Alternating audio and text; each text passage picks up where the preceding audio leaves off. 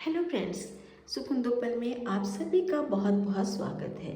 दोस्तों, 3 तारीख से नवरात्रि का दिन शुरू हो रहा है और नवरात्रि के दिनों में माँ दुर्गा के तो पसंद के बहुत सारे फूल हैं, लेकिन एक ऐसा खास प्लांट जिसे माँ को अत्यधिक पसंद है और उन पत्तों को चढ़ाने से माँ बहुत ज़्यादा खुश होती हैं। तो मैंने सोचा क्यों ना नवरात्र के दिनों में इस पौधे के बारे में आप सभी से जानकारी शेयर करना चाहिए, ताकि आप भी इस प्लांट को अपने घरों में लगा के इस नवरात्र में उस पौधों को चढ़ा के माँ के आशीर्वाद ले सके।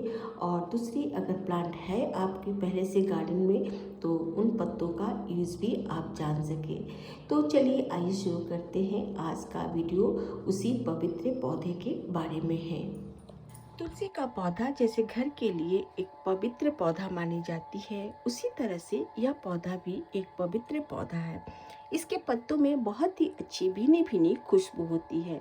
जैसे तुलसी के प्लांट में आपने देखा है कि मंजरी निकलती है, उसी तरह से ठीक इस प्लांट में भी मंजरी होती है। और इस प्लांट की 2 वैरायटी होती है, जिसमें मंजरी में फ़र्क होता है। एक में बिल्कुल तुलसी की तरह मंजरी निकलती है, कुछ इस तरह से, और दूसरी वाली जो वैरायटी है उसमें ये मंजरी गुच्छों में निकलती है। और यह प्लांट जहाँ भी होती है वहाँ के आसपास के माहौल को पवित्र बना देती है और खुशबू से भर देती है। इसलिए इस पौधा को आपको मेन गेट के पास एक पॉट में ज़रूर लगा के रखना चाहिए। आइए पहले इनका नाम जान लेते हैं। इसे मरुआ का पौधा कहते हैं, इसे दौना मरुआ भी कहते हैं और इसे स्वीट मार्जोराम के नाम से भी यह प्लांट जाना जाता है। इसे ऑरिगेनम भी कहते हैं और संस्कृत में इस प्लांट को खरपत्र के नाम से जानते हैं। बहुत सारी जगहों पे एमपी में चाहे यूपी में इसे दौना मरुआ के नाम से ही ज़्यादातर लोग इस प्लांट को पहचानते हैं।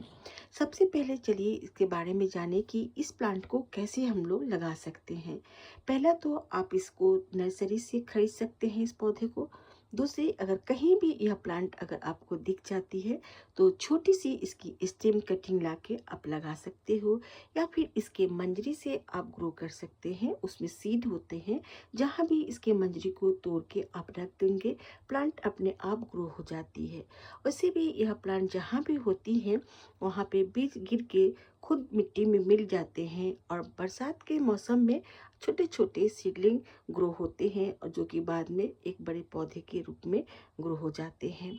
तो इस पौधा को लगाना भी बहुत ही आसान है। वहाँ से भी आप कहीं सीड गिरा हुआ है तो इसके छोटे पौधे को आप ला के लगा सकते हैं, या नहीं तो नर्सरी से आप बाय कर सकते हैं। बहुत ज़्यादा महंगी प्लांट नहीं है, कम से कम 20-25 रुपया में छोटे पौधे आपको यह मिल जाएगी।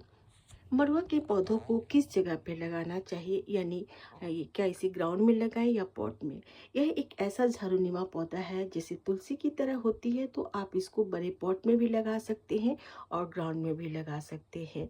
और सनलाइट की बात करें तो इस पौधे को सुबह से शाम धूप लगे तो भी अच्छा है। 3-4 घंटे के लिए धूप मिलती है तो भी यह प्लांट अच्छे से ग्रो होता है। सिर्फ पत्तों में थोड़ा सा फर्क दिखेगा आपको, पत्तियां थोड़ी ज़्यादा बड़ी हो जाती है कम धूप पाकर और हल्के ग्रीन होती हैं। धूप में रखेंगे तो बहुत अच्छे से तेज़ी से ग्रो होता है, पत्तियों में भी ज़्यादा खुशबू मिलती है। मरुआ के इस प्लांट को किस तरह के सॉइल में लगाना चाहिए। जो भी आपके पास गार्डन सॉइल है उस सॉइल में यह प्लांट अच्छे से चलता है, तो आपको अलग से कुछ भी खास मिलाने की ज़रूरत नहीं है। अपने गार्डन सॉइल में वर्मी कंपोस्ट या काउडंग मिलाकर इस प्लांट को आप लगा सकते हैं। ये तो ही मरुआ पौधा को किस तरह से लगाया जाए। अब थोड़ी नज़र इसके मेडिसिनल वैल्यू पर भी डालते हैं। यह पौधा अपने आप में एक मेडिसिनल अच्छा प्लांट होता है। वात कफ की जितनी भी बीमारियां हैं उसमें इसके पत्ते काम आते हैं। खासकर छोटे बच्चे के पेट में अगर वर्म्स है तो इसके पत्ते बहुत ही कारगर होते हैं। पत्तों का रस उनको दिया जा सकता है या फिर चटनी भी बनाकर खिलाया जा सकता है।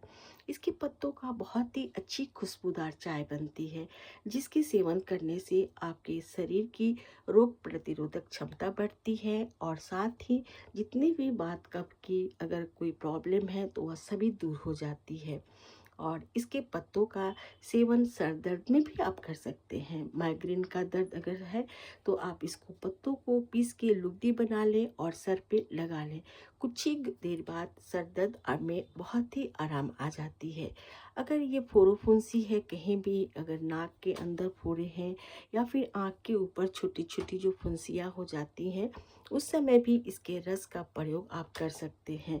सावधानी से फुंसी पर इसके पत्तों का रस लगा देने से कुछ ही दिनों पर फुंसी समाप्त हो जाती है। इस प्लांट को बाकी प्लांट की तरह आप सुबह शाम गर्मी में पानी जरूर दें और विंटर में जब भी इसकी मिट्टी सूखी लगे तभी वाटरिंग करें।